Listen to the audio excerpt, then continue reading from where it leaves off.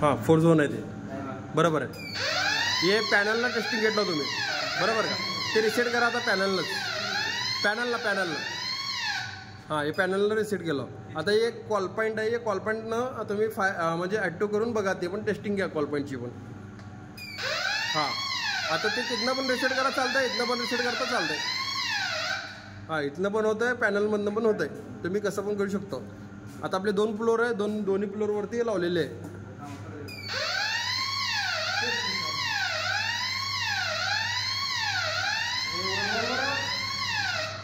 तिथं वरतीच हो साहेब. हां इजं तुम्ही हां तिथं बघा पॅनलमध्ये करा आता रिसेट.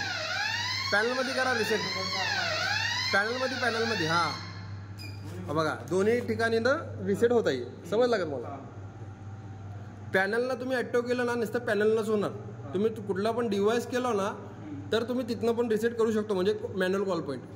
हां इथून हां पॅनलमधनंच होणार. बाकी हो आता स्मूथ डिटेक्टर पण आहे ना. ते स्मूथ डिटेक्टर पण पॅनलमधनंच रिसेट होणार. हे नुसतं हां मॅन्युअल कॉल पॉईंट तिथनंच रिसेट होतं आहे. हो हां करा की बंद करा. रिसेट चालत ते न होतं ते.